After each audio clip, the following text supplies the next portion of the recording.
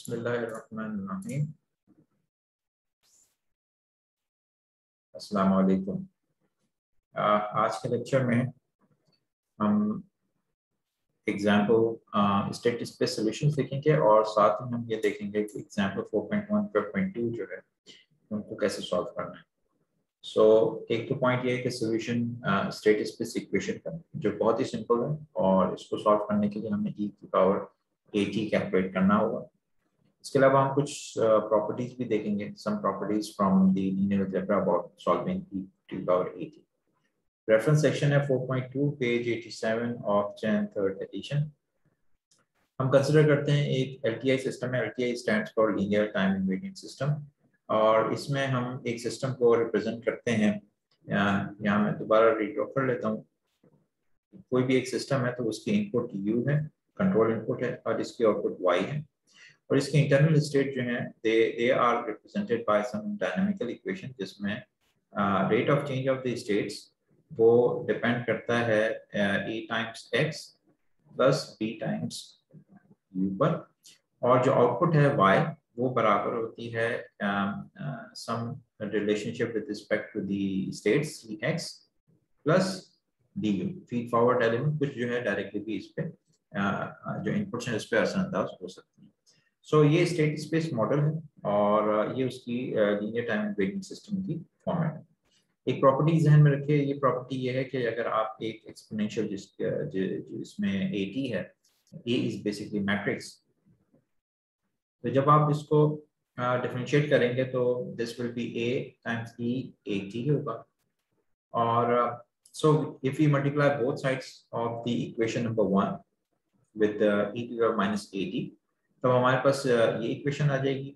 इसको थोड़ा सा हम मजीद मैनिपुलेट करते हैं, तो इसकी मैनिपुलेशन के बाद we will have the second step here, e minus at x dot equals minus e।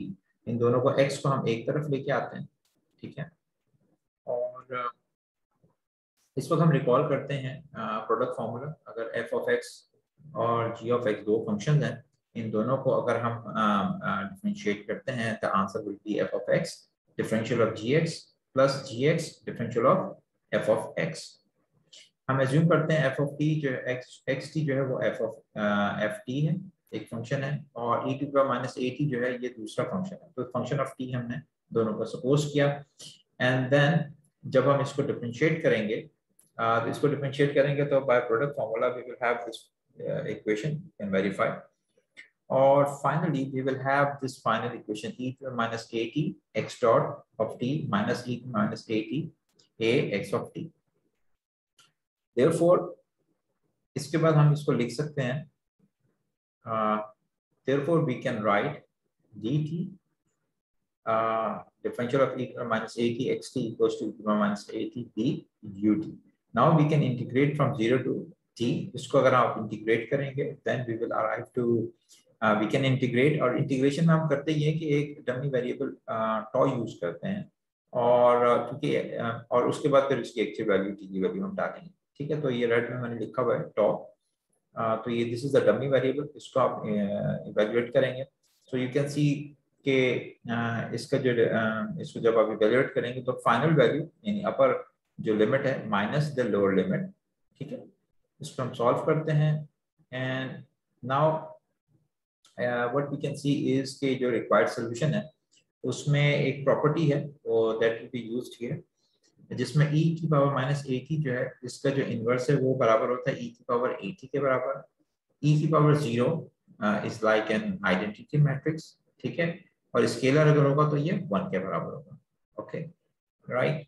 And then using this अब हमारे पास जो सॉल्यूशन है it is basically this e power minus at e0 x0 and finally this is the solution equation. So ये छोटा सा हमने prove किया है और हमारा एम्फेसिस बेसिकली ये इक्वेशन है, ये सॉल्यूशन है। This is the solution of this x dot equals to ax plus bu, ये इस सिस्टम का सॉल्यूशन है। अच्छा, अब यहाँ गौर से देखें तो यहाँ बेसिकली क्या चीज है, यहाँ एक्सपोनेंशियल है दिस थिंग, इसको अब हमें सॉल्व करना है, राइट।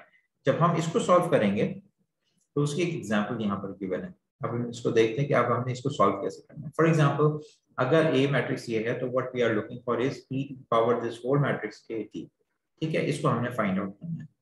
नाउ इसको अब थोड़ा सा आप रिकॉल कीजिए, तो हम टेलर सीरीज एक्सपेंशन देखें तो एक सिंपल एक्सपोनेंशियल जो टर्म है it is expanded as 1 plus x square upon 2 factorial onwards.